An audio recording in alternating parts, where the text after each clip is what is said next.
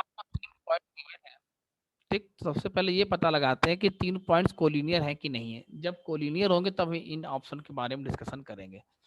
तो 3 पॉइंट्स के कोलिनियर होने के लिए इनका डिटर्मिनेंट निकालते हैं और चेक करते हैं वैल्यू जीरो है कि नॉन जीरो, ठीक।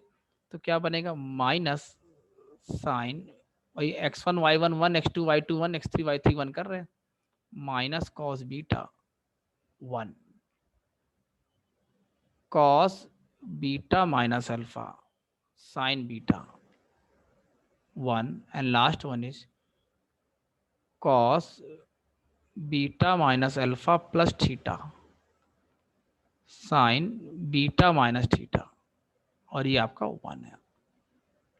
हम सबसे पहले इस डिटर्मिनेंट को चेक करेंगे। अच्छा, अब इस डिटर्मिनेंट को चेक करने के पहले जरा कुछ इसको सिंप्लीफाई करने की कोशिश करते हैं भाई। डी को ऐसे लिख सकते हैं, क्योंकि डायरेक्ट ओपन करेंगे तो बहुत कॉम्प्लिकेटेड हो जाएगा। Sign beta minus alpha minus cos beta, और ये रहेगा 1, ये आपका रहेगा कॉस बीटा माइनस अल्फा, ये आपका बनेगा। इसमें ऐसा करो, इसको एक एंगल मान लो और इसको एक मान लो, ठीक ना, क्योंकि देखो बीटा माइनस अल्फा के टर्म में ऊपर दिया हुआ है। तो ये बनेगा cos beta minus alpha cos theta minus sign beta minus alpha sine theta.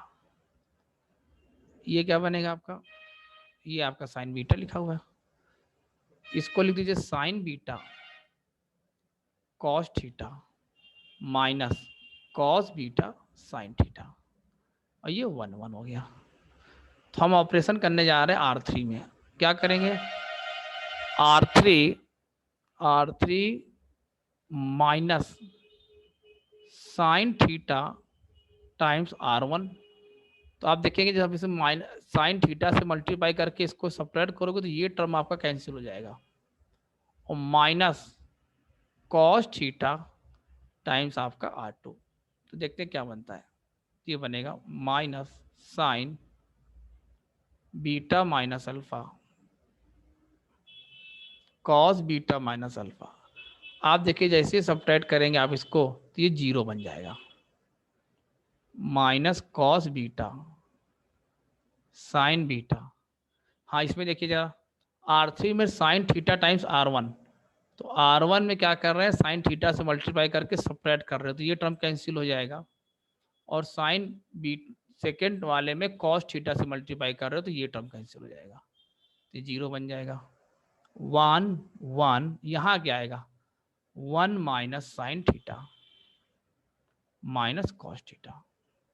ठीक है, इसका फायदा ये हुआ कि थोड़ा सा जो बड़े वाले टर्म थे अपने कैंसिल आउट हो गए बस, और कोई बहुत बड़ा फायदा तो नहीं मिला। अब जरा इसको एक्सपेंशन कर देते हैं।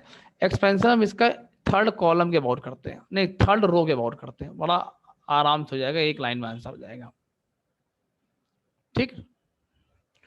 तो जरा करिए, तो ये पहला टर्म तो जीरो ही बनेगा, ये भी जीरो ही बनेगा, और यहाँ क्या बनेगा, 1 minus sign theta minus cos theta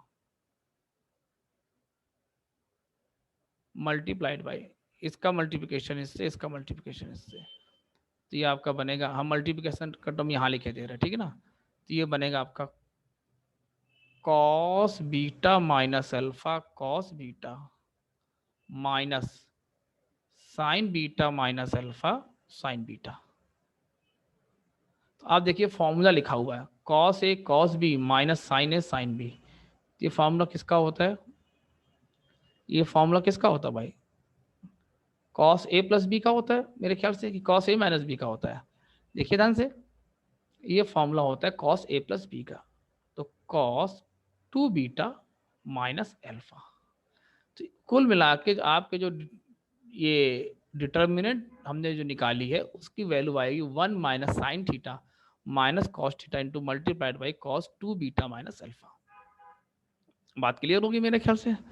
अच्छा, अब आगे देखते हैं कि ये वैल्यू आपकी जीरो बन सकती है कि नहीं बन सकती, क्या हो सकता है क्या नहीं हो सकता, इस पर डिस्कशन करने जा रहे हैं। तो नेक्स्ट पेज आते हैं, 1 माइनस साइन थीटा लिखते हैं, 1 minus sign theta minus cos theta multiplied by cos 2 beta minus alpha और अल्फा बीटा थीटा की रेंज पता है, और अल्फा बीटा और थीटा इसकी रेंज क्या है, 0 से π/4 है। ठीक, आप जरा एक बात ध्यान से देखिए, यहाँ से आप जरा माइनस कॉमन करिए, √2 से मल्टीप्लाई करिए, √2 से डिवाइड करिए, तो 1/√2 sine theta plus 1/√2 cos theta, ये बन जाएगा कॉस 2 बीटा माइनस अल्फा, जाएगा 1 minus √2 times sine theta minus π/4, ये आया कॉस 2 बीटा माइनस अल्फा। अब जरा एक बात ध्यान देखिए, ये जो वैल्यू होगी, क्या ये वैल्यू कभी 0 हो सकती है? अगर थीटा आपका 0 से π/4 है, ध्यान देना जरा, थीटा की रेंज क्या है, 0 to π/4, तो थीटा माइनस π/4 की रेंज क्या बन जाएगी, माइनस π/4 से 0। इसमें जब आप साइन ऑपरेट कर दीजिए तो -1/√2 से साइन थीटा माइनस π/4 क्या बन जाएगा, 0। √2 जरा मल्टीप्लाई कर दीजिए तो -1 से साइन थीटा माइनस π/4 क्या बन जाएगा, 0। आप जरा इसमें माइनस से मल्टीप्लाई कर दीजिए, 1 ऐड करो, माइनस मल्टीप्लाई करो, अब देखिए आप निगेटिव नंबर से मल्टीप्लाई कर रहे हो। देखो हमें इसकी रेंज निकालनी, बेसिकली इसकी रेंज, ठीक है ना। तो हमने इसमें क्या किया, माइनस से मल्टीप्लाई कर दिया, तो आपके बन जाएगा 0। आपको पता माइनस से मल्टीप्लाई करने पे इनइक्वलिटी का साइन जो है रिवर्स हो जाते हैं, <<1।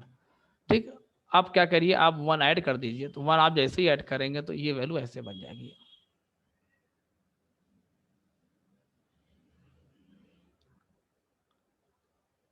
ये क्या बन जाएगा, <2। तो कुल मिला के ये जो वैल्यू आ गई, ये वैल्यू आपकी 100% नॉन जीरो आ गई। ये वैल्यू कैसी आ गई, नॉन जीरो आ गई। ठीक, अब जरा इसकी बात करते हैं। आप देखिए 2 बीटा क्या हो सकता है, 2 बीटा आपका 0 से लेकर π/2 तक कुछ भी हो सकता है। आप जब इसमें अल्फा सब्ट्रैक्ट करेंगे, मेरी बात ध्यान सुनना, अगर आप 2 बीटा में से कुछ भी सब्ट्रैक्ट करोगे, अल्फा 0 से π/4 तक का नंबर है, तो 2 बीटा माइनस अल्फा ये 100% π/2 से छोटा ही होगा, 100% छोटा होगा। और अगर ये π/2 के इक्वल नहीं हुआ तो cos of 2 beta minus alpha कभी भी 0 नहीं हो सकता, तो ये वैल्यू भी आपकी नॉन जीरो होगी। Non zero into non zero, answer क्या आ जाएगा, नॉन जीरो। मतलब बेटा जो डिटर्मिनेंट हमने कैलकुलेट की थी वो कैसी आ गई, नॉन जीरो आ गई। तो नॉन जीरो का मतलब क्या हुआ कि जब ये डिटर्मिनेंट ही जीरो नहीं होगी तो तीनों पॉइंट्स कैसे होंगे, नॉन कोलिनियर पॉइंट्स होंगे। ठीक, तो these 3 points are non collinear points. तो बहुत ही अच्छा क्वेश्चन था, 2008 जेईई एडवांस का क्वेश्चन था।